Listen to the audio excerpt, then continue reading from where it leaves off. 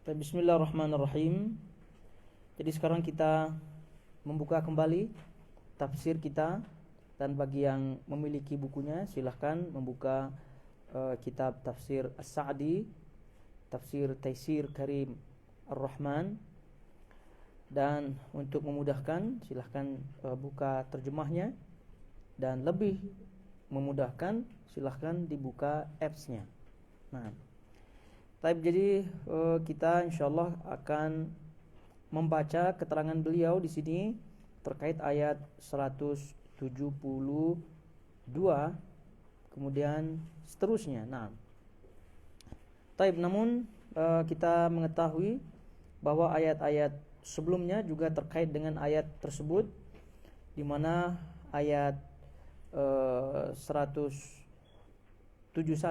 72 dan sebelumnya 169 dan sebelumnya itu juga menyebutkan tentang Allah Subhanahu wa taala, karunia-Nya. Lalu kemudian khususnya ayat 168 juga disebutkan, ya ayuhan nas kulu mimma fil ardi halalan thayyiban. Wahai sekalian manusia, makanlah apa yang ada di bumi yang halal dan thayyib, yang halal dan baik. Lalu kemudian wala tattabi'u khutuwatis syaitan, jangan mengikuti langkah-langkah syaitan. Innahu lakum adu mubin, sesungguhnya syaitan itu bagi kalian adalah musuh yang nyata. Lalu kemudian selanjutnya kita lompat ya, dan ini tentu murajaah ringkas saja. Kita sudah membahasnya terkait ayat 170, bagaimana orang-orang kufar yang tidak mau mengikuti ajakan Rasulullah sallallahu alaihi wasallam dan tidak mau mengikuti dakwah Nabi sallallahu alaihi wasallam, yang bahkan mereka bersikeras, bersikokoh untuk mengikuti apa yang mereka dapatkan daripada keturunan atau kakek buyut sebelumnya atau tradisi-tradisi sebelumnya. Allah nyatakan di situ ayat 170, wa idza qila lahum ittabi'u ma anzalallah qalu bal nattabi'u ma alfaina alaihi aba'ana. Nah, jadi mereka jika diajak untuk mengikuti Nabi SAW dan mengikuti apa yang diturunkan oleh Allah Subhanahu wa taala, mereka menjawab, tidak, kami tidak mau, kami akan mengikuti apa yang kami dapatkan dari tradisi-tradisi yang ada, yang telah ditinggalkan oleh nenek moyang mereka. Dan ini yang pernah kita sebutkan, jangan sampai kita seperti ini, bahwa kebenaran itu adalah dhalatu al-mu'min. Yang disebutkan bahwa kebenaran itu adalah barang yang hilang, yang dicari oleh seorang mukmin. Jadi dimanapun saja barang tersebut didapati, dalam hal ini al-haq, dalam hal ini kebenaran, maka disitulah dia harus tunduk, maka harus diambilnya dari siapapun juga, Jadi karena itu kebenaran tetap kebenaran, dan itulah yang dicari oleh seorang mukmin. Dan ini sebagai pelajaran bagi kita, bahwa bagi mereka yang masih tegak dengan kesalahannya, masih tidak mau mengikuti nasihat-nasihat padahal nasihat itu sudah jelas kebenarannya, maka tentu mereka mengikuti langkah-langkah syaitan, mengikuti tradisi-tradisi atau sifat-sifat orang-orang kafir yang ada dalam ayat ini. Karena nyata-nyata ayat ini menyatakan kepada kita sifat-sifat orang-orang yang sombong seperti ini, yaitu tidak mau mengikuti ajakan Nabi SAW, yang sudah pasti ajakan Nabi SAW adalah ajakan yang benar atau al-haq. Jadi sebab itu tadi kita sebutkan adalah kebenaran itu adalah barang yang dicari oleh kita semua, terutama seorang mukmin, dimanapun saja didapatkan, maka di situ diambil. Kemudian orang-orang kafir, orang-orang sombong seperti tadi yang tidak mau mengikuti nasihat, itu diumpamakan oleh Allah Subhanahu wa taala sebagai perumpamaan al-bahaim, umpama hewan ternak, dalam hal ini kambing yang digembala. Jadi kambing yang digembalai tentu tidak akan faham terhadap apa yang diucapkan oleh sang penggembala. Oleh itu disebut di sini wa matsalul ladzina kafaru kamatsalil ladzi yan'iqu bima la yasma'u illa du'a'an wa nida'a. Dan perumpamaan orang-orang yang menyeru, orang-orang kafir adalah seperti penggembala yang memanggil binatang yang tidak mendengar selain panggilan dan seruan saja. Dan ini pernah kita sebutkan perumpamaan yang sangat-sangat mengena sekali, bahwa yang namanya binatang gembala, kambing dan seterusnya, itu tentu tidak akan faham apa yang diucapkan oleh penggembalanya. Yang dia faham adalah sekedar instruksi saja, karena itu pun dia dengar suara-suara saja. Adapun kalimat-kalimat itu mereka tidak memahaminya. Begitu juga dengan orang-orang kafir, orang-orang yang tidak mau menerima nasihat pun umpamanya seperti itu. Maka orang-orang yang berakal tentunya tidak mau seperti perumpamaan yang disebutkan dalam ayat ini. Jadi oleh itu ini pelajaran bagi kita semuanya. Dimanapun saja kita dapatkan kebenaran tersebut, maka jangan pernah kita sombong. Karena kita ketahui bersama, definisi daripada sombong sebagaimana yang disebutkan oleh Nabi SAW adalah batarul haq wa ghamtun nas, menolak kebenaran, tidak mau menerimanya, dan juga ghamtun nas, merendahkan orang lain. Itu sekelumit yang kita pernah dapatkan. Lalu kemudian Allah Subhanahu wa taala dalam ayat ini mengingatkan kembali kepada kita semua, terkhusus orang-orang mukmin, orang-orang yang beriman, terkait dengan rezeki Allah Subhanahu wa taala. Hendaknya mereka memakannya, menikmatinya, ya tentu yang halalan thayyibah. Kita baca di situ, ya ayyuhalladzina amanu kulu min thayyibati ma razaqnakum washkuru lillahi in kuntum iyyahu ta'budun.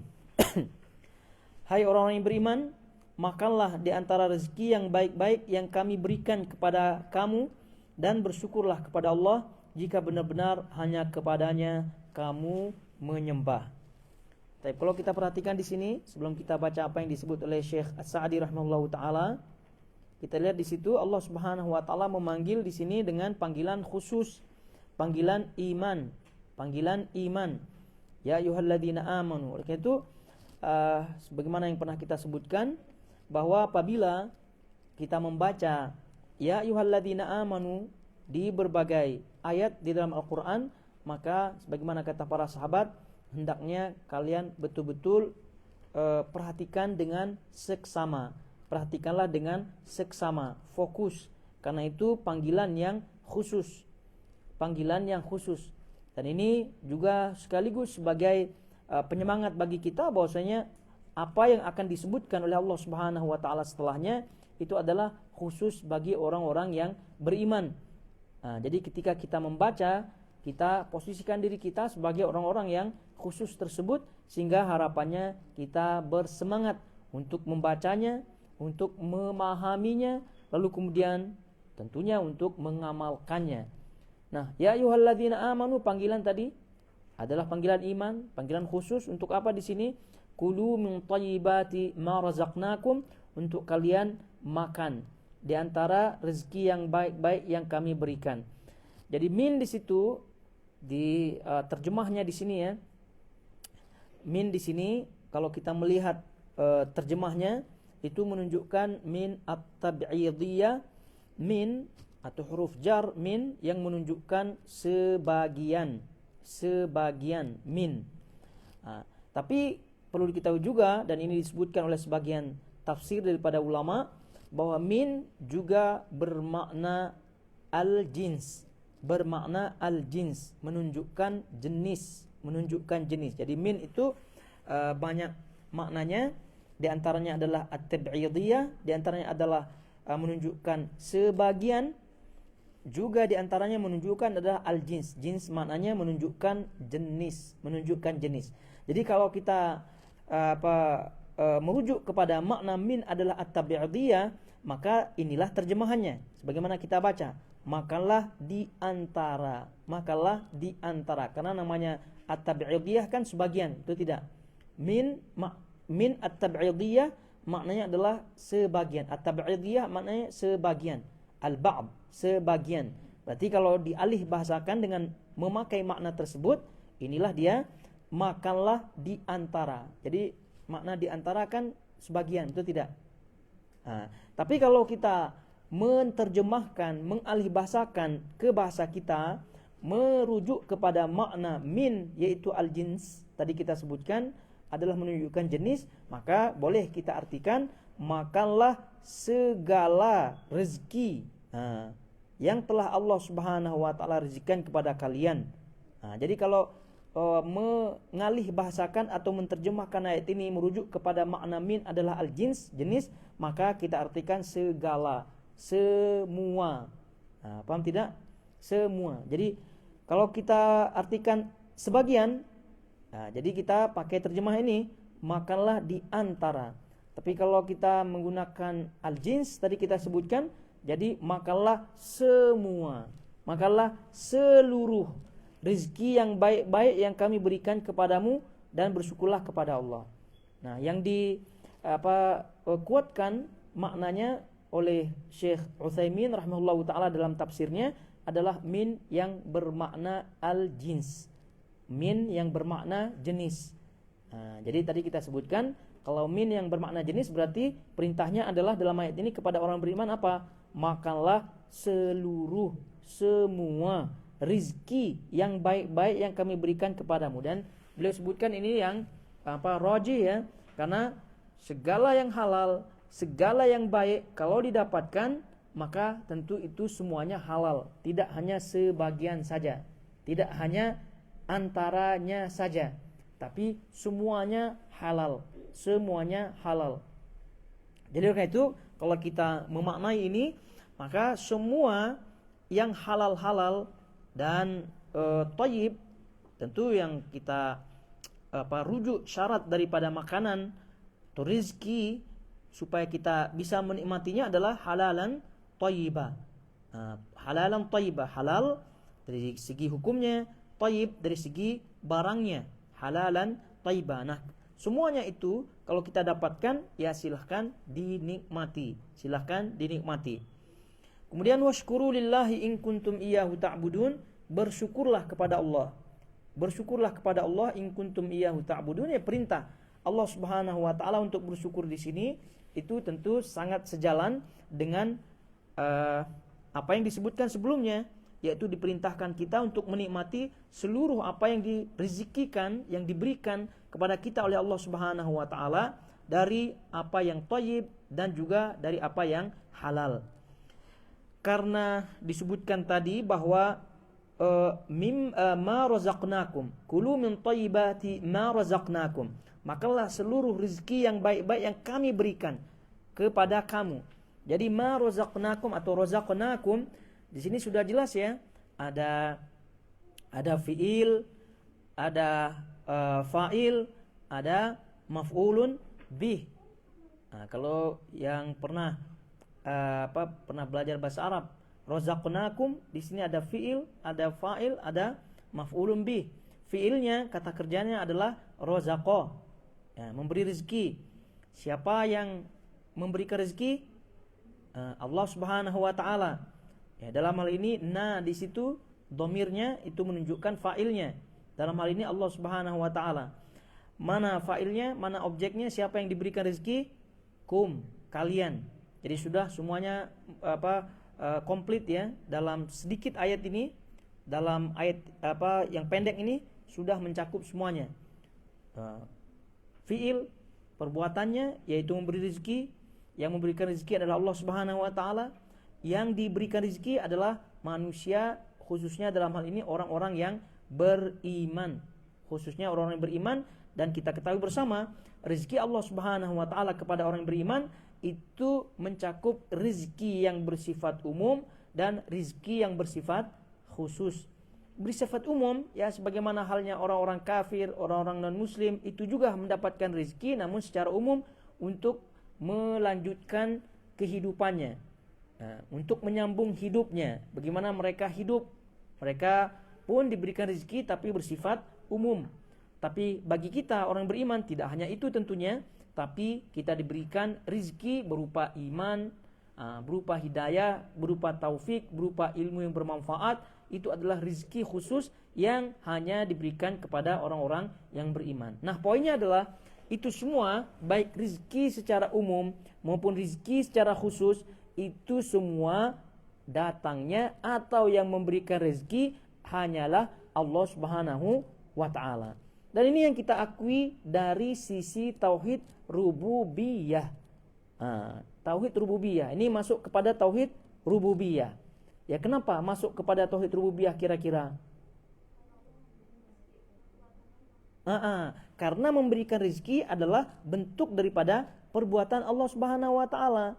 Sebagaimana halnya mematikan, sebagaimana halnya menghidupkan, sebagaimana halnya yang seluruh perbuatan Allah Subhanahu wa ta'ala yang lainnya termasuk memberikan rezeki.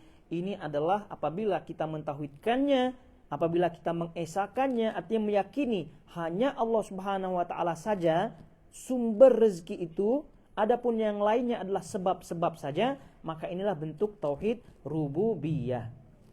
Nah, lalu kemudian jamaah hadirin semuanya diperhatikan ayat setelahnya, washkuru lillah, washkuru lillah. Nah, bersyukurlah kepada Allah Subhanahu wa ta'ala. Ini syukur kepada Allah Subhanahu wa ta'ala, ini masuk tauhid apa? Nah, kalau tadi rozaqnakum dengan fi'il fa'ilnya kita ketahui itu adalah perbuatan Allah Subhanahu wa ta'ala dan masuk kepada rububiyah. Tapi kalau washkuru lillah, iya, tauhid uluhiyah. Tauhid uluhiyah. Kenapa kira-kira?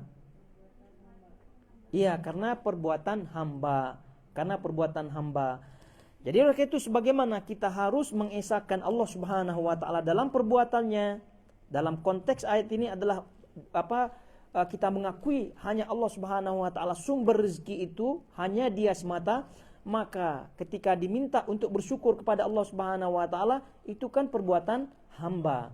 Jadi itu jangan coba-coba untuk bersyukur, berterima kasih kepada selain makhluknya dengan melupakan Allah Subhanahu wa ta'ala atau menjadikan posisi Allah Subhanahu wa ta'ala nomor sekian. Karena banyak di antara kita yang mendapatkan nikmat, ya, kenikmatan entah itu bentuk apa saja, nikmat-nikmat duniawi, mau harta, tahta, wanita dan seterusnya, tapi dia lupa, ya, itu semua adalah rezeki dari Allah Subhanahu wa ta'ala.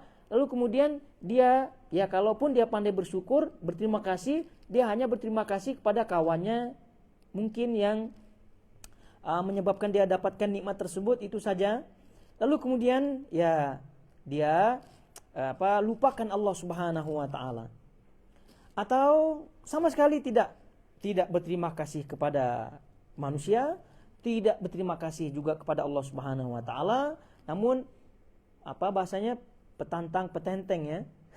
Itu kayak Fir'aun. Bahwasanya itu semua didapatkan dari dirinya, dari ilmunya, dari kemampuannya. Itu tidak benar juga. Nah, jadi apapun yang kita dapatkan, sekali lagi, itu harus kita tauhidkan rububiyah, bahwasanya Dialah Allah Subhanahu wa ta'ala sumbernya. Lalu kemudian kita tunjukkan itu semua dengan tauhid uluhiyah kita, bahwasanya kita juga mengesahkan perbuatan kita hanya kepada Allah Subhanahu wa ta'ala semata. Jadi kita tancapkan keyakinan kita dulu hanya Allah Subhanahu wa ta'ala. Kita berterima kasih kepada Allah Subhanahu wa ta'ala dengan terima kasih yang sebenar-benarnya, sebagaimana kita ketahui bersama dalam kajian-kajian yang lain sudah disebutkan bahwasanya berterima kasih atau bersyukur kepada Allah Subhanahu wa ta'ala ini mencakup hati, mencakup lisan, mencakup perbuatan. Ini tiga hal ini. Ini tiga hal cakupan syukur atau berterima kasih kepada Allah Subhanahu wa ta'ala. Tiga hal baru disebut sempurna syukurnya kepada Allah Subhanahu wa ta'ala. Kalau tidak, maka patut dipertanyakan keaslian syukurnya kepada Allah Subhanahu wa ta'ala. Hati. Tadi cakupan pertama hati. Jadi harus dalam hatinya meyakini dengan sebenar-benarnya, dengan sejujur-jujurnya, bahwasanya ini adalah sumbernya dari Allah Subhanahu wa ta'ala. Bukan si fulan, bukan si fulana, bukan yang lain-lainnya, bukan. Harus diyakini dari hatinya. Harus diyakini. Lalu kemudian hati ini refleksinya, wujudnya adalah lisan. Lisan pandai berterima kasih. Sebab itulah Allah Subhanahu wa taala atau Rasulullah SAW menyebutkan la yashkurullah man la yashkurun nas. Jadi tidak dikatakan atau tidak termasuk bersyukur kepada Allah Subhanahu wa taala apabila orang itu tidak pandai berterima kasih kepada manusia. Ya tentu berterima kasih kepada manusia, kita sebagai istilahnya orang timur ya, itu kan dengan lisan. Terima kasih. Itu alhamdulillah budaya kita dalam hal ini sangat-sangat bagus sekali. Terima kasih.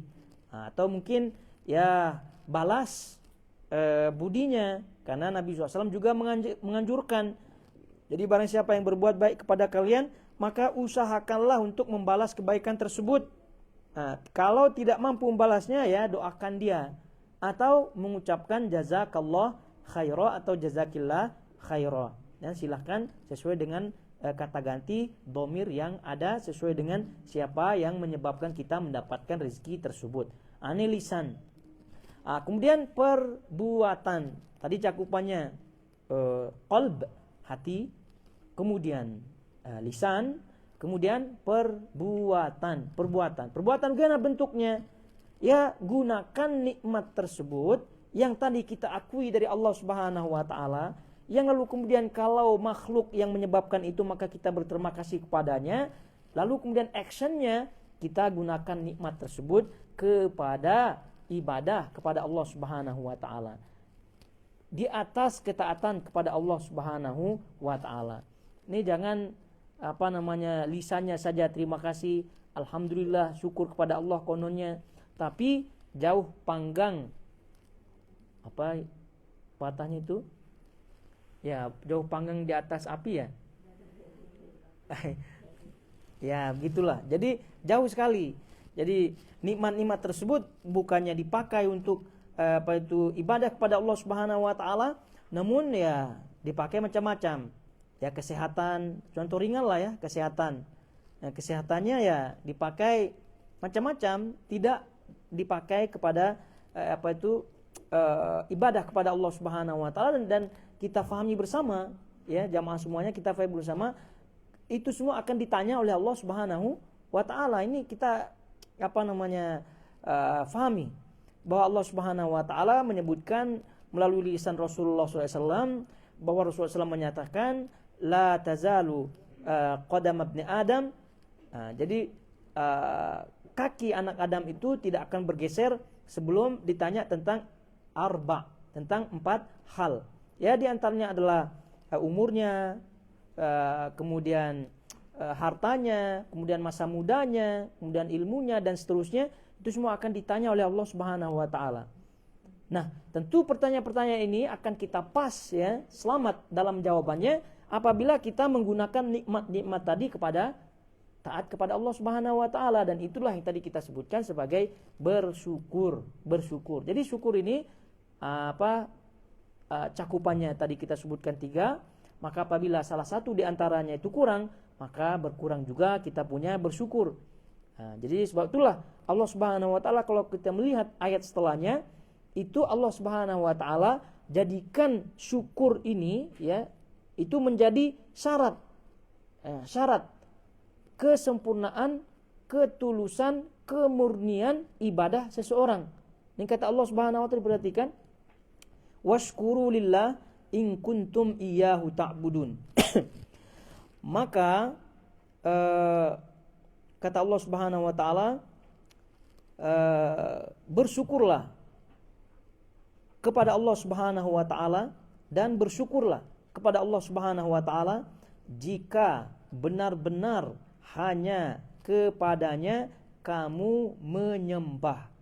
Jika hanya kepadanya kamu benar-benar beribadah, kamu bertauhid kepada Allah Subhanahu wa taala. Ini berarti masalah atau bahasan atau topik syukur ya, jamaah semuanya, ibu-ibu semuanya, itu rupanya tidak remeh ya, itu masalah inti rupanya. Karena syukur kepada Allah Subhanahu wa taala dalam ayat ini itu menjadi syarat ya, menjadi ukuran kebenaran, kemurnian tauhid kita kepada Allah Subhanahu wa taala. Jika kalian benar-benar menyembah kepada Allah Subhanahu wa taala, maka syukurlah kepada Allah Subhanahu wa taala dengan syukur yang sempurna tadi, mencakup hati, mencakup lisan, mencakup amal perbuatan. Jangan karena berterima kasih kepada orang gitu kan, kepada makhluk, lalu kemudian mengikuti semua keinginan makhluk tersebut, mengikuti keinginan apa yang diinginkan oleh siapa yang memberinya. Nah, itu juga masalah. Sebab itulah hati, lisan, perbuatan ini harus sejalan. Nah, kalau tidak, maka dia tidak dikatakan syukur kepada Allah Subhanahu wa taala dengan sebenarnya. Sehingga kalau tidak dengan sebenarnya, artinya syukurnya kurang, berarti nilai ibadahnya, nilai tauhidnya pun berkurang. Itu ini sangat penting sekali ya. Bersyukur kepada Allah Subhanahu wa taala. Sekali lagi itu kedudukannya penting. Tapi ya sebagian kita tidak menghiraukannya. Ya cukuplah alhamdulillah sajalah gitu kan. Cukuplah terima kasih sajalah. Tapi dia lupakan hatinya. Karena kalau hati benar-benar bersyukur, itu insya Allah akan terwujud dengan amal perbuatannya. Betapa banyak nikmat Allah Subhanahu wa taala, dan bahkan itu tidak kita mampu menghitungnya. Namun betapa banyak pula kesempatan kita yang bercanggah, yang bertentangan dengan syukur tersebut. Banyak di antara kita yang memiliki harta, namun hartanya dibelanjakan yang macam-macam, bahkan ke maksiat kepada Allah Subhanahu wa taala, dan seterusnya. Jadi ayat ini patut untuk kita perhatikan dengan seksama, bahwa urutannya adalah rizki ya, kita makan yang halal ya, yang thayyib, baik dari segi zatnya, baik dari segi sumbernya, lalu kemudian kita bersyukur kepada Allah Subhanahu wa taala, dan rupa-rupanya itu sebagai penentu ukuran kesempurnaan ibadah kita. In kuntum iyyahu ta'budun. Baik, kalau kita melihat apa yang disebut oleh Syekh As-Sa'di rahimahullahu taala di situ, kita baca ya langsung. Dibuka di situ. Kata beliau rahimahullahu taala, ayat ini adalah perintah kepada kaum muslimin secara khusus. Kenapa disebut kaum muslimin secara khusus? Ya karena panggilannya tadi ya ayyuhalladzina amanu. Setelah perintah kepada manusia umumnya, perintah manusia kepada umumnya untuk makan yang halal dan thayyib, itu kan ada ayat sebelumnya yang pernah kita baca. Ya ayyuhan nas, kulu mimma fil ardi halalan thayyiba. Ayat sebelumnya. Berarti halalan thayyiba ini secara umum dan juga secara khusus itu perintah Allah Subhanahu wa taala kepada kita semuanya. Kata beliau yang demikian itu karena pada dasarnya merekalah yang mengambil manfaat dari perintah-perintah dan larangan-larangannya. Maksudnya kita, pada dasarnya kita yang akan menjalankannya. Orang kafir yang pernah kita sebutkan, orang non muslim itu yashmal. Jadi orang kafir, orang muslim itu juga tercakup ya oleh syariat ini. Namun yang namanya orang kafir ya, namanya orang non muslim, orang musyrik, itu pasti tidak menjalankan perintah Allah Subhanahu wa taala. Tapi yang jelas tegak hujjah oleh Allah Subhanahu wa taala kepada mereka, karena dengan diturunkannya Al-Qur'an, dengan diturunkannya Nabi SAW, maka itu adalah hujjah bagi mereka ya, hujjah agar mereka mengikutinya. Namun ya lagi-lagi mereka tidak mengikuti, ya berarti mereka akan mempertanggungjawabkan perbuatan mereka. Baik, kata beliau rahimahullahu taala, yang demikian itu karena pada dasarnya merekalah yang mengambil manfaat dari perintah-perintah dan larangan-larangan disebabkan keimanan mereka. Perintah Allah untuk makan hal-hal yang baik dari rizki dan bersyukur kepada Allah atas segala nikmat-nikmatnya dengan menggunakannya dalam ketaatan kepada Allah dan takwa dengan nikmat-nikmat tersebut yang dapat menyampaikan kepada hakikat syukur. Tadi dah kita sebutkan ya. Kemudian beliau menyampaikan di sini, maka Allah memerintahkan kepada mereka apa yang diperintahkan kepada para nabinya, kepada para nabi. Karena nabi, para anbiya, para rasul juga diperintahkan oleh Allah Subhanahu wa taala secara khusus. Nah, ini ya ayyuhar rusulu kulu minat thayyibati wa'malu shaliha. Hai rasul-rasul, hai para rasul, makanlah dari makanan yang baik-baik dan kerjakanlah amal yang soleh. Jadi secara umum orang beriman diseru, secara khusus bagi para anbiya, para rasul juga diseru. Ya, kenapa? Karena memang makanan yang halal, makanan yang thayyib itu sangat-sangat berpengaruh kepada kehidupan seorang hamba, seorang mukmin, seorang muslim.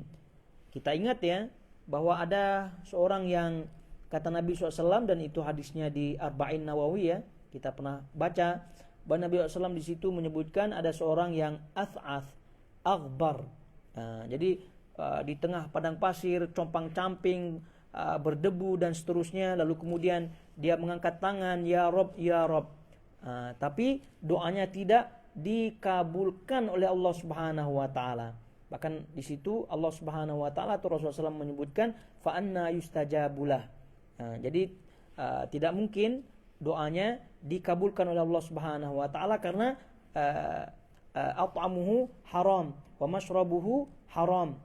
Makannya dari haram, minumannya dari yang haram. Maknanya tidak halalan thayyibah. Jadi oleh sebab itu tidak diterima doanya.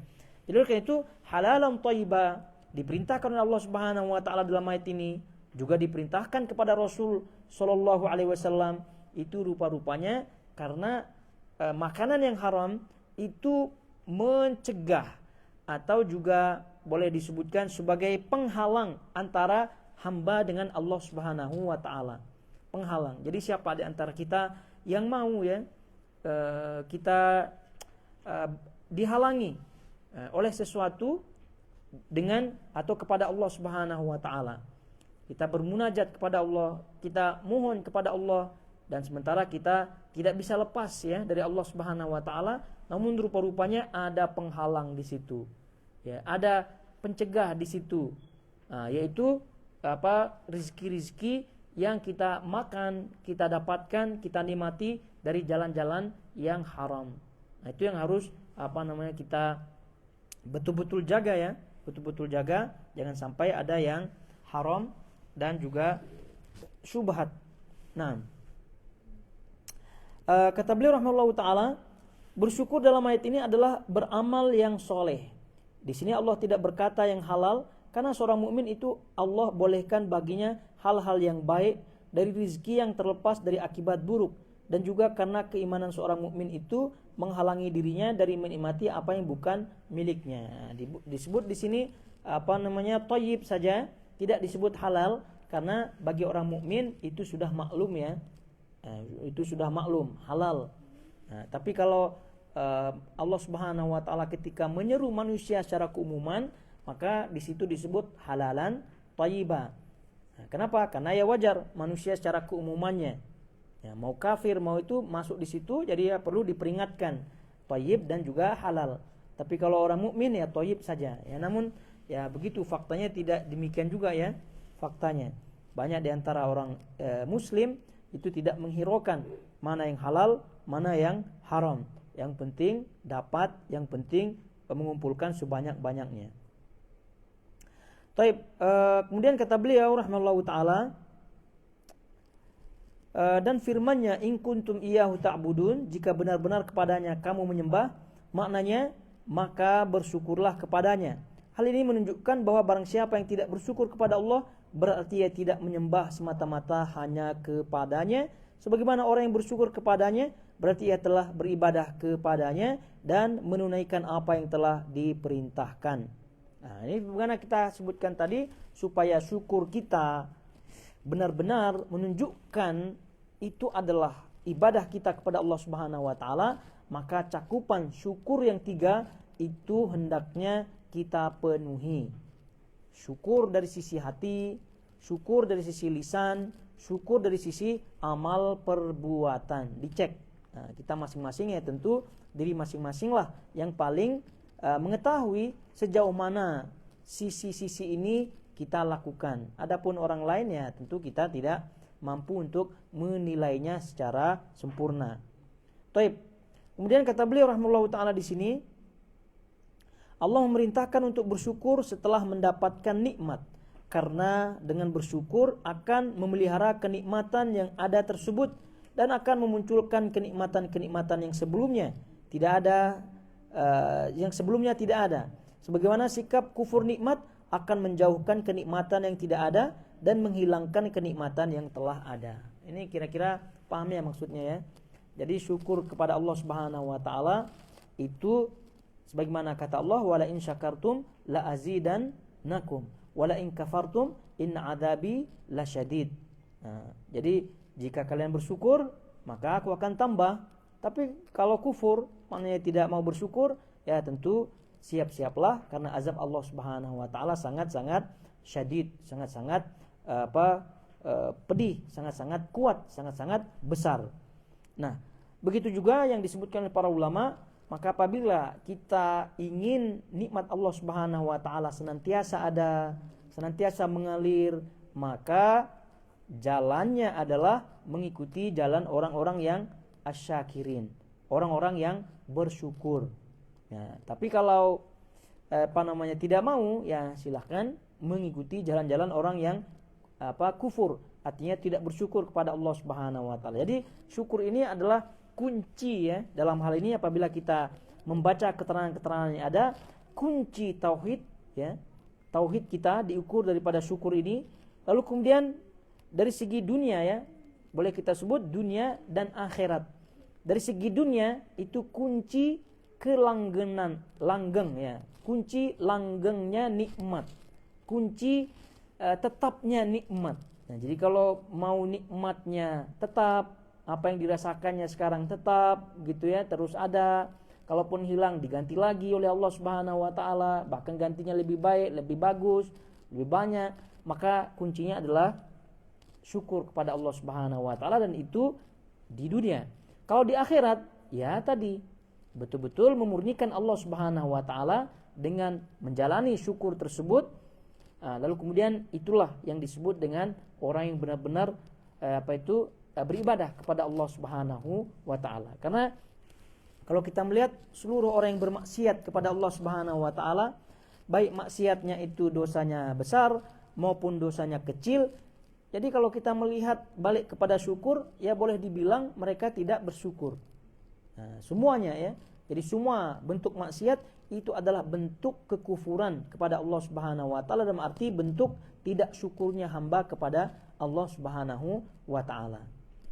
Baik, hadirin semuanya, kita selesaikan ya. Artinya sudah selesai dari surah Al-Baqarah ayat 172 ini. Jadi sekarang kita melihat ayat berikutnya, ayat 173.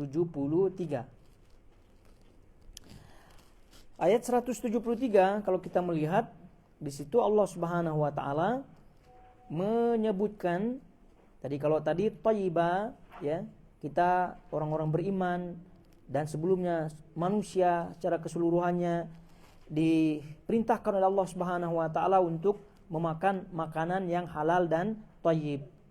Nah, di sini Allah Subhanahu wa taala sedikit menyebutkan, merincikan mana satu makanan-makanan yang tak boleh dimakan, mana satu yang tidak thayyib, mana satu yang tidak thayyib. Jadi kita baca di situ, innama harrama alaikumul maitata waddama walahmal khinzir wama uhilla bihi li ghairillah. Faman itturra ghaira baghin wala 'adin fala itsma alaih innallaha ghafurur rahim. Sesungguhnya Allah hanya mengharamkan bagimu bangkai, darah, daging babi, dan binatang yang ketika disembelih disebut nama selain Allah.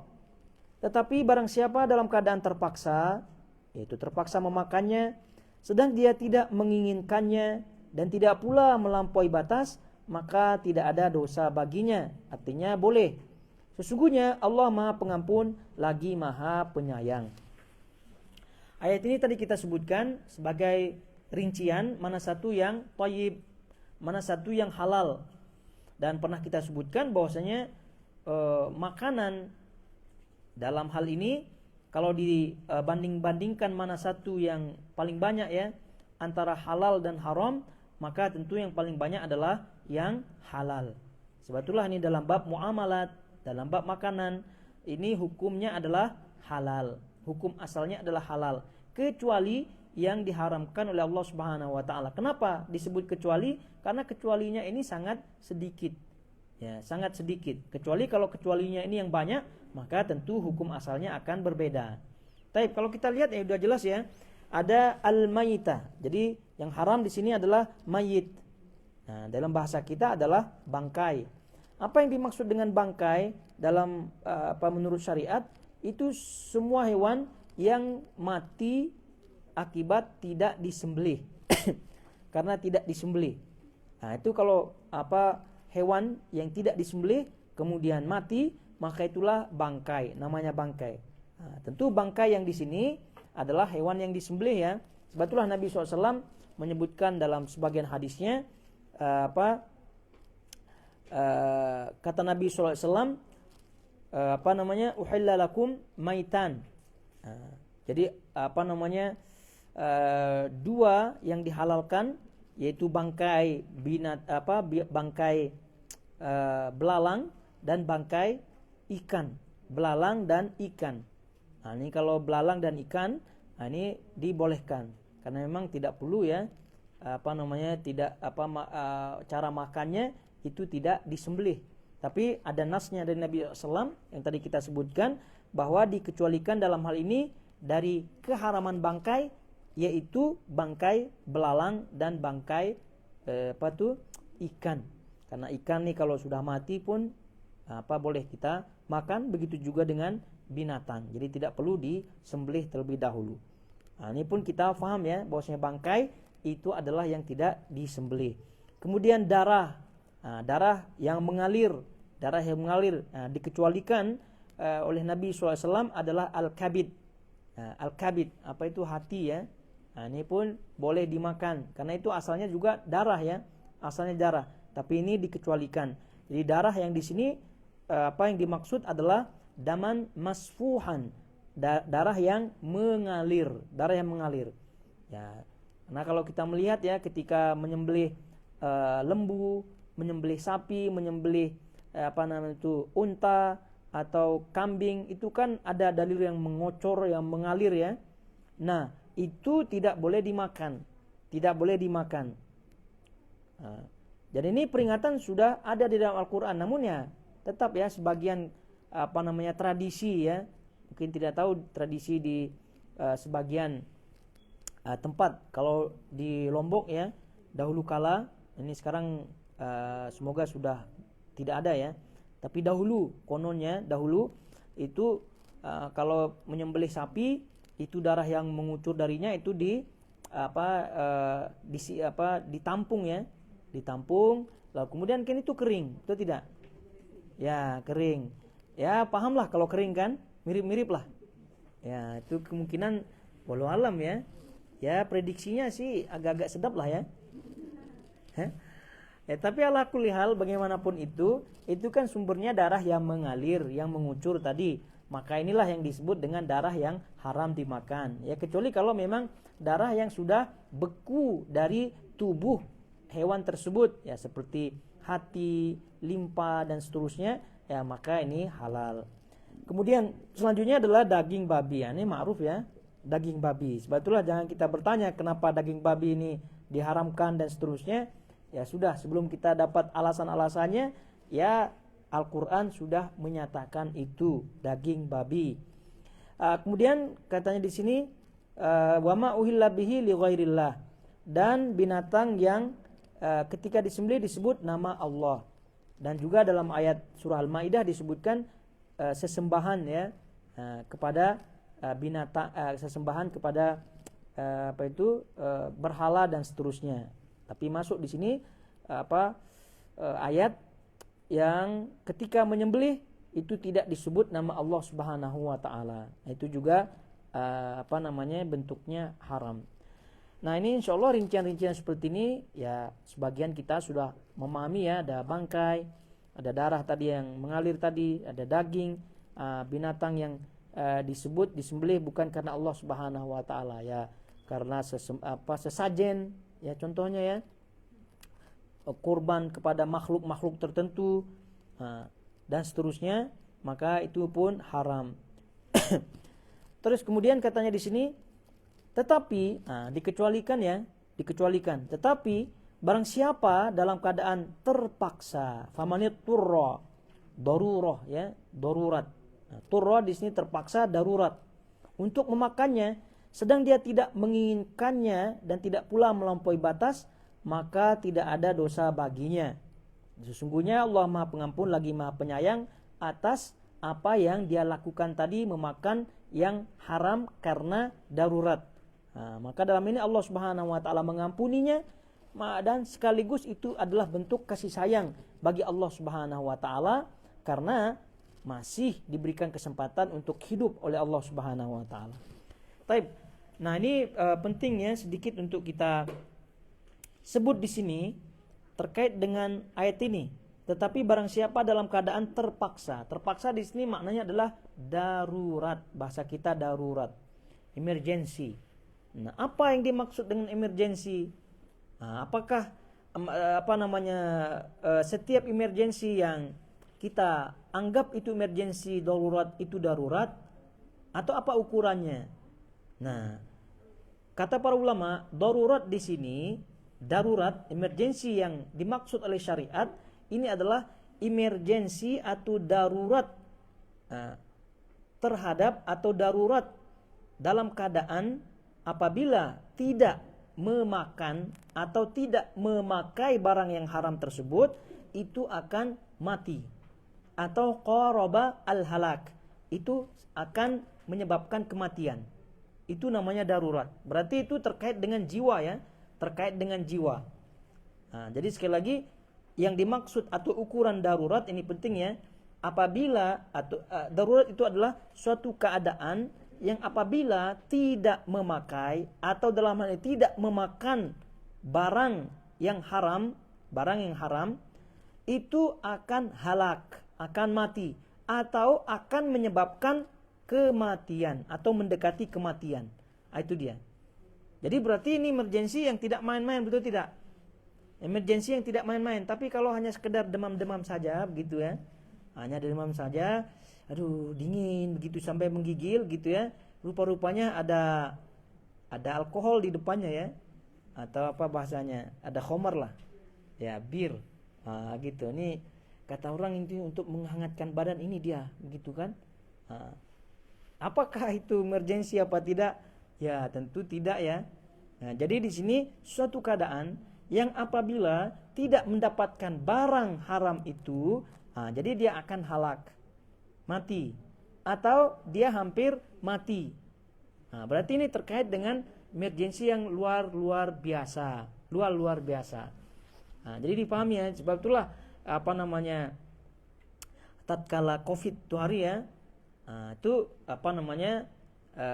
kita banyaklah hal-hal yang tadinya boleh akhirnya tidak dibolehkan. Itu karena apa? Karena memang terkait dengan darurat.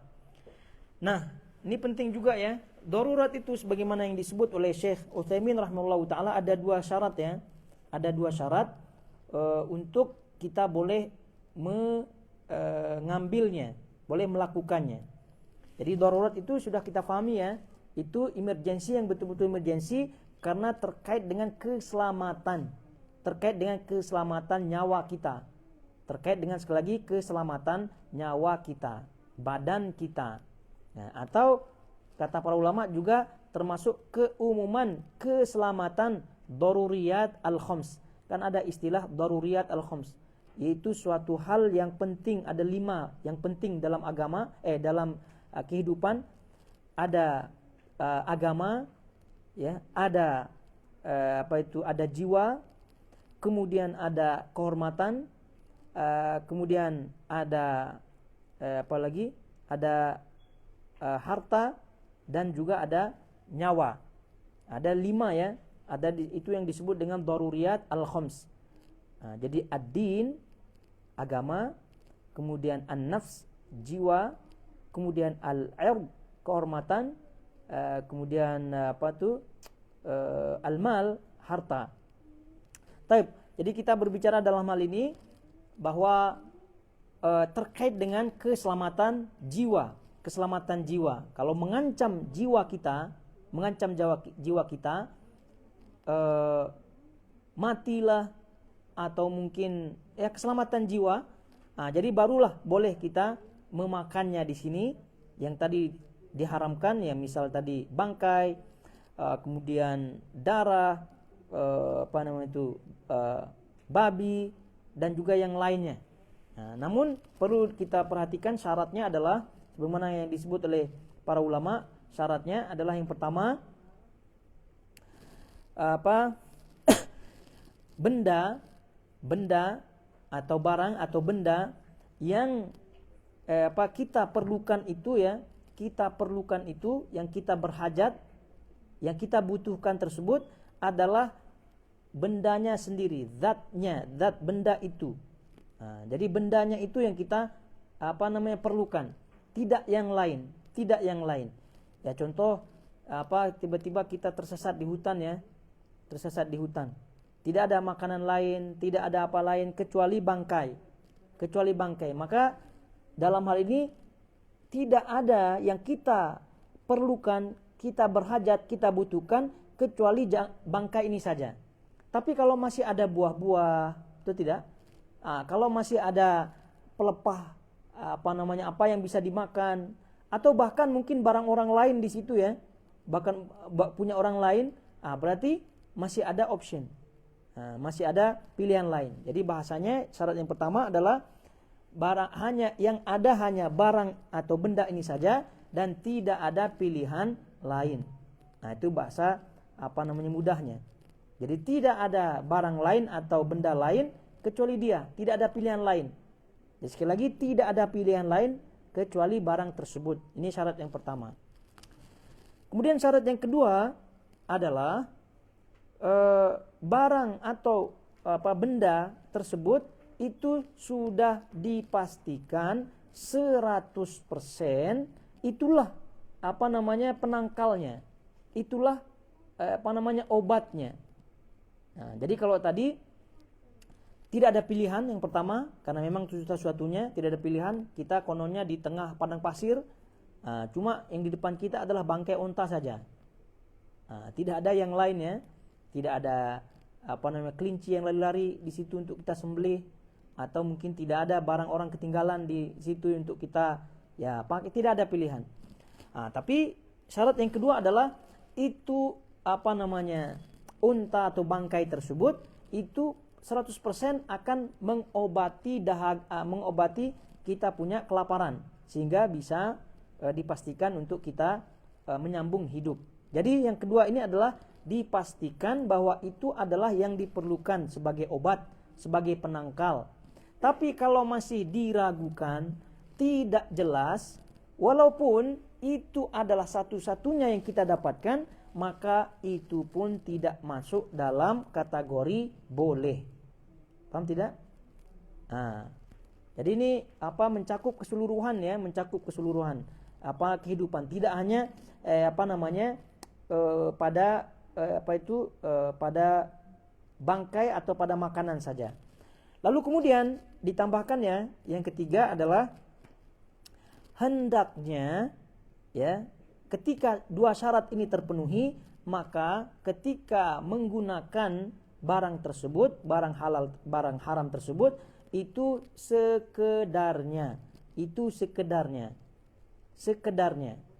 tidak sepuasnya. Lain ya bahasanya ya, sekedarnya, bukan sepuasnya. Kalau sepuasnya ya sebanyak-banyaknya, yang namanya juga kepuasan ya. Apalagi dia dalam keadaan menggigil kelaparan, lalu kemudian ada bangkai di ini, boleh saja itu semua habis ya. Jadi sekedarnya.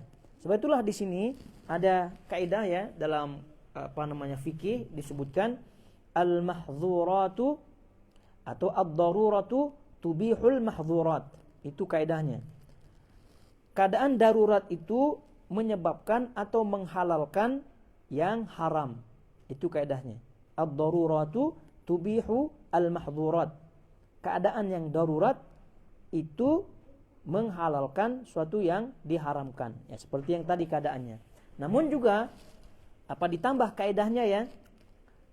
Ad-daruratu tuqaddaru biqadariha. Ad-daruratu tuqaddaru biqadariha. Suatu yang darurat itu sekedarnya saja. Sekedarnya saja. Itu bahasanya. Jadi jangan memakai satu kaidah saja. Misal ad-daruratu tubihul mahdzurat. Keadaan darurat itu membolehkan sesuatu yang dihalalkan. Tapi dia lupa kaidah berikutnya adalah ad-daruratu itu tuqaddaru biqadariha, hanya sekedarnya saja. Sekedarnya saja sesuai dengan kebutuhannya, sesuai dengan hajatnya. Kalau hajatnya misalnya 1, maka jangan tambah 2, 3, 4, 5. Kalau hajatnya 2, maka ya cukup 2 dan seterusnya. Maka darurat itu ditakar dengan hajat yang sesuai atau sekedarnya. Sebab itu dalam hal ini kalau kita melihat dalam kehidupan kita sekarang ya, karena kalau jatuh di hutan atau mungkin di ini mungkin ya bisa terjadi, tapi naudzubillah min dzalik ya. Tapi kebanyakan kita misalnya kalau yang perempuan ya, yang perempuan kan secara hukum asal itu perempuan harus berobat atau diobati oleh siapa? Dokter perempuan. Berarti hukumnya adalah dokter laki-laki tidak dibolehkan bagi pasien perempuan, betul tidak? Tidak boleh hukumnya. Berarti kapan dibolehkan seorang perempuan pergi ke dokter laki-laki? Ya kalau hanya sekedar nanya konsultasi ya sih tidak masalah ya. Tapi kan tidak kebanyakannya kan lebih jauh daripada itu, lebih dalam daripada itu. Mungkin mau cek dalamnya, mau operasi dan seterusnya, yang menyebabkan auratnya terbuka, itu yang dikhawatirkan. Jadi sebetulnya balik kepada hukum asalnya, maka perempuan itu tidak boleh berobat ke dokter laki-laki. Nah, sekarang kalau darurat bagaimana? Nah, bagaimana bentuk daruratnya? Nanti tadi, ini dia udah sakit, si perempuannya udah sakit. Kemudian tidak ada dokter perempuan yang lain, atau mungkin ada dokter perempuan lain tapi tidak spesialis, atau tidak. Jadi untuk menyelamatkan dia punya badan, maka terpaksalah dia pergi ke dokter. Dalam hal ini boleh ya dia pergi ke dokter, namun tuqaddar biqadariha, memakai kaidah yang kedua. Maka darurat tersebut itu diukur, ditakar sesuai dengan hajatnya.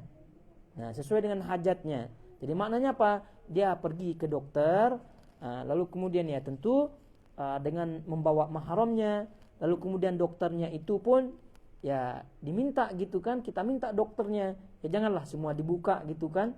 Mana yang perlu-perlu saja. Itu maksudnya ditakar, diukur sesuai dengan hajatnya. Nah, jangan mentang-mentang misalnya ada seorang perempuan gitu kan baru belajar, lalu kemudian kan ini darurat, boleh semuanya. Main buka-bukaan itu masalah. Jadi seperlunya saja. Dan ini juga berlaku kepada seluruh kehidupan ya. Ya contoh yang sering dicontohkan oleh para ulama terkait dengan bermuamalat dengan muamalat riba. Nah, kita ketahui hukum asal riba kan haram, betul tidak? Haram. Tapi ini banyak juga yang berdalih darurat gitu kan, darurat, sehingga beli rumah sana, beli apa semuanya, tapi muamalatnya muamalat riba. Ini juga harus hati-hati ya. Jadi kaum wanita sebagai istri, ibu-ibu ya, kalau suaminya agak semangat ya dalam bab ini, ya di break lah semangatnya ya. Ya karena kan selamat dunia akhirat kan kononnya kita cinta bersama ya, cinta mati. Jadi ya kalau dia selamat, kalau kita selamat, ya dia pun harus selamat gitu kan, pasangan keluarga ini gitu. Tapi kadang malahan istri yang bersemangat dalam bab ini. Nah, ada sebagian istri yang bersemangat dalam bab ini. Ya. Dan juga suaminya tak paham dalam bab ini, ya akhirnya jatuh juga. Ya, kita mau punya rumah ini gitu kan. Kita kan tidak ada rumah. Kalau balik kampung tidak ada rumah. Ini kan darurat. Ya Allah, kita ini beli rumah, apa istilahnya nyicil. Jatuh. Maksudnya di sini kan ada rinciannya ya, tentunya ya. Artinya yang riba. Jatuh juga. Padahal itu tidak darurat ya. Dia boleh saja balik kampung mungkin sewa atau kemana sewa. Masih, artinya masih bisa melangsungkan kehidupan, maknanya tidak masuk dalam kategori darurat. Tapi ya sedikit-dikit darurat, akhirnya ya masuk ke dalam hal yang riba. Ini banyak ya di kaum muslimin, banyak dengan alasan darurat. Padahal itu belum sampai makna darurat menurut syariat. Nah, oleh karena itu nih hati-hati, kiaskan kepada seluruh kehidupan supaya selamat ya kehidupan kita ini di dunia dan juga di akhirat. Kalau kita melihat keterangan Syekh As-Sa'di rahimahullahu taala di sini itu cukup panjang dan kita sepertinya tidak sempat untuk membacanya. Insyaallah kita akan membaca keterangan beliau rahimahullahu taala dalam kesempatan yang lain. Namun poin daripada apa yang disampaikan itu kira-kira sebagian besarnya sudah tadi kita sampaikan. Hadirin semuanya, jamaah semua yang dirahmati Allah Azza wajal, kiranya kita cukupkan dulu sampai di sini. Barakallahu fikunna wa sallallahu alaihi Muhammad wa ala alihi washabbihi wasallam. Dan kita lihat pertanyaannya dulu ya. Di sini apakah jika sudah cerai dengan mertua masih mahram? Nah, masih ya. Masih. Karena mahramnya itu adalah bentuk pernikahannya. Ya, kecuali kalau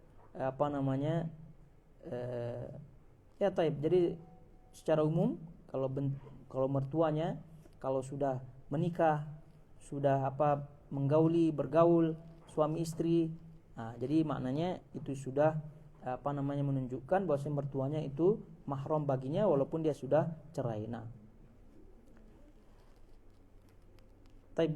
ada lagi?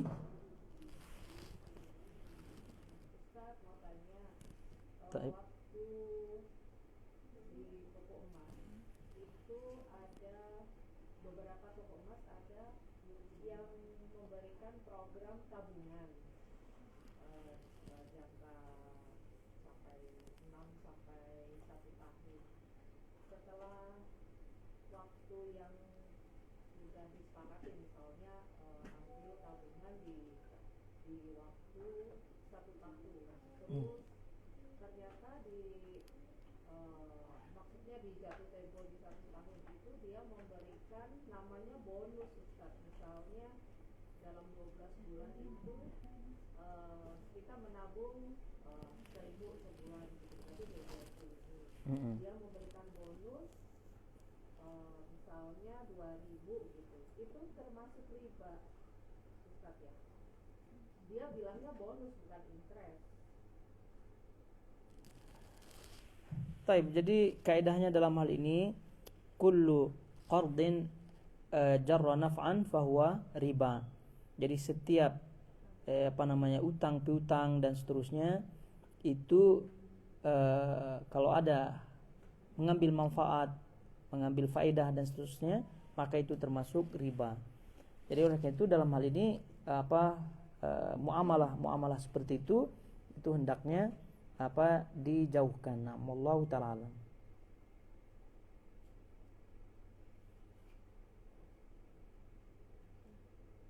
Dan dia menabung itu fungsinya apa ya asalnya? Terus kapan diterima emasnya? Waktu itu maksudnya misalnya kita ambil yang 1 tahun, dalam 6 bulan kita perlu uang, itu kita bisa ambil uangnya, tapi dapat bonus jadi. Emasnya kapan dia ini? Bisa hari itu juga Ustaz, kita mau ambil uangnya atau kita mau beli emas. Berarti maksudnya nanti waktu kita ambil uang. emasnya Maksudnya begini, misalnya saya menabung 1.000, saya ambil 1 tahun. Pada saat tabungan di bulan ke-6, saya mengambil kan berarti masih 6.000. Itu saya bisa saya terima uang 6.000 plus bonus. Di saat itu juga saya bisa beli emas. Tapi yang saya tanyakan tadi bonusnya itu, dia bilang bonus gitu, maksudnya hanya itu. Bonusnya itu berarti riba kan? Tapi sebagaimana tadi di awal kita jawab, nah, jadi ya hal-hal seperti itu ya kita hindari, karena memang cara orang-orang ini sekarang banyak ya caranya, karena dia sudah tahu, orang itu sudah jelas ya paham bab-bab riba seperti ini ya, jadi mereka mengambil cara-cara yang agak halus lah ya.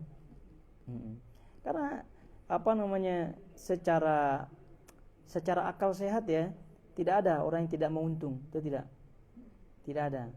Lalu kemudian dia berikan bonus begitu saja, bonus ya, terus untuk apa bonusnya? Maksudnya apa fungsi bonusnya? Ala kulli hal. Nah, tapi pada lagi. Waalaikumsalam warahmatullahi. Ada metode pengobatan yang mengalihkan penyakit itu ke hewan.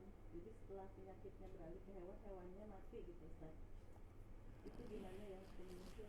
Wah, itu berarti itu berarti ada unsur-unsur ya. Ya,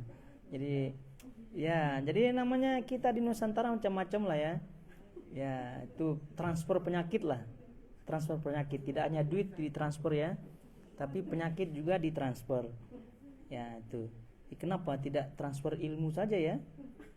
Ilmu kanuragan. Tapi transfer penyakit seperti itu ya udah jelas ya, menyelisihi, dan itu termasuk hal-hal yang gaib ya. Jadi kita boleh pastikan itu adalah hal yang salah. Jadi transfer penyakit dari orang yang sakit kepada binatang, lalu kemudian binatangnya mati dan orang yang sakit sehat, ini semua adalah bentuk hal-hal yang gaib, yang kemungkinan besar itu adalah kerjasama orang tersebut dengan jin yang ada, dengan ritual-ritual yang ada. Jadi karena itu, sebagaimana kita ketahui bersama bahwa penyakit ini itu bisa disembuhkan atau boleh kita gunakan pengobatannya dengan dua hal ya. Yang pertama adalah secara ilmiah, maksudnya sains, ada penelitiannya gitu. Ini boleh. Misal kalau kita sakit kepala, kita minum Panadol. Itu kan sudah jelas itu ya. Banyak di antara kita yang sakit kepala, sebab kita minum Panadol sembuh. Ya memang rupa-rupanya Panadol itu kalau diteliti memang ada unsur-unsur dan seterusnya. Kemudian selanjutnya yang kedua adalah ruqyah. Ruqyah. Jadi kalau ruqyah ini, kalau walaupun penelitian tidak sampai ke situ, tapi yang jelas itu ruqyah dibolehkan dalam syariat, maka kita lakukan. Nah, ini kalau transfer penyakit dari manusia ke binatang, ke kambing atau kemana gitu, ini dilihat dari segi penelitian itu memang fail ya. Kemudian dilihat dari segi syariat pun batil. Jadi dua hal ini itu tidak tidak masuk. Oleh karena itu, apabila tidak masuk ke dalam dua hal ini, maka boleh masuk kepada syirik besar atau syirik kecil. Syirik besar apabila dia meyakini memang ada kekuatan yang memindahkan penyakit tersebut selain Allah Subhanahu wa taala, maka ini syirik besar. Tapi kalau dia meyakini hanya penyebab saja, perantara saja, maka ini syirik kecil. Karena definisi daripada syirik kecil dalam hal ini adalah meyakini suatu sebab yang tidak pernah ditetapkan sebagai sebab oleh syariat. Nah, itu dia. Sebab itulah memakai gelang-gelang ya, ada gelang magnet yang sering itu dulu kala ya. Magnet. Ya dilihat. Kalau gelangnya magnet itu betul-betul penelitian ya maka silakan. Tapi kalau hanya sekedar perasaan prasangka saja, feeling saja, maka ini tidak demikian. Begitu juga dengan kalung-kalung, begitu kan, azimat. Itu ditengok azimat itu boleh masuk ke dalam kategori syirik kecil maupun syirik besar. Nah, taib. Ada lagi? Ustaz, kalau ada di kampung suami itu apa ya namanya ya? Jadi kalau orang yang kecelakaan terus patah tulang kayak gitu, itu cuma kayak di apa sih? Ketok magic ya? Maksudnya kayak ditarik aja kayak gitu terus nanti dia maksudnya nggak pakai operasi kayak gitu loh Ustaz. Ya tergantung istrinya ya. Kalau kuat lihat suaminya seperti itu ya silahkan saja ya. Maksudnya itu nggak ngerti pakai magic atau enggak kayak gitu, itu bisa nggak, boleh nggak? Taib. Jadi pertanyaannya adalah bagaimana kalau urutlah. Kita bilang urut saja lah ya. Ada orang sakit, ada accident, jatuh dan seterusnya, lalu kemudian diurut, tapi urutnya nih sepertinya ekstrim ya. Patah tulang. Lalu kemudian ditarik begitu ya.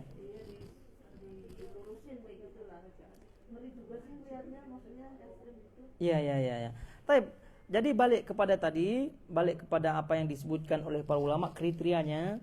Kalau memang penelitiannya seperti itu ya, secara ilmiahnya itu masih masuk akal, bisa kemungkinan masuk akal. Lalu kemudian juga dilihat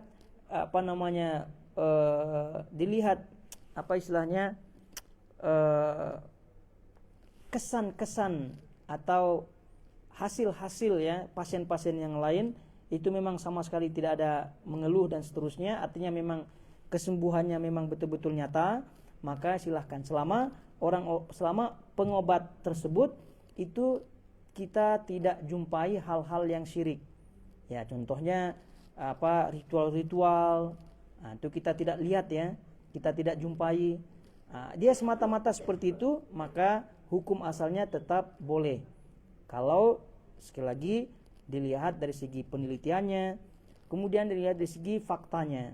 Karena ada sebagian orang ya yang urut-urut tapi di saat itu saja dia sehat, tapi setelah keluar daripada kliniknya itu lebih parah lagi penyakitnya. Ini juga masalah perlu diteliti. Tapi kalau misalnya faktanya memang dia tahu ada orang yang sembuh dan seterusnya, lalu kemudian tidak ada ritual-ritual yang lain, maka hukum asalnya boleh. Namun sekali lagi jangan tertipu ya. Jangan sampai ada ritual-ritual lalu kemudian ya itu juga jatuh kepada syirik. Ya, tapi kalau tadi agak ekstrim ya udah pindah aja ke tempat lainnya.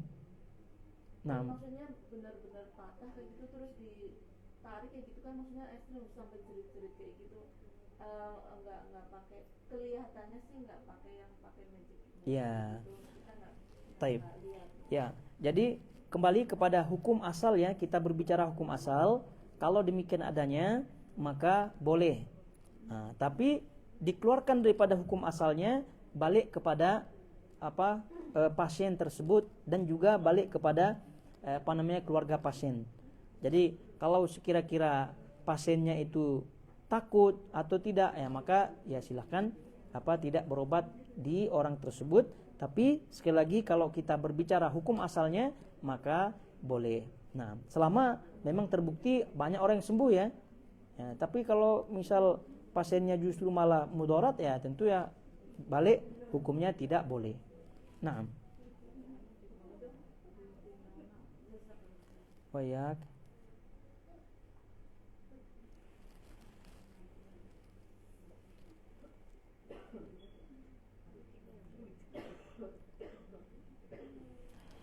Taib, kalau demikian kita cukupkan dulu untuk halaqah kita saat ini. Dan semoga Allah Subhanahu wa taala tetap memberikan kita taufiknya untuk istiqomah di atas ketaatan kepadanya. Dan sekali lagi barakallahu fikunna wa jazakumullahu khairan. Wa sallallahu ala nabiyina Muhammad wa ala alihi washabihi wasallam. Wassalamualaikum warahmatullahi wabarakatuh.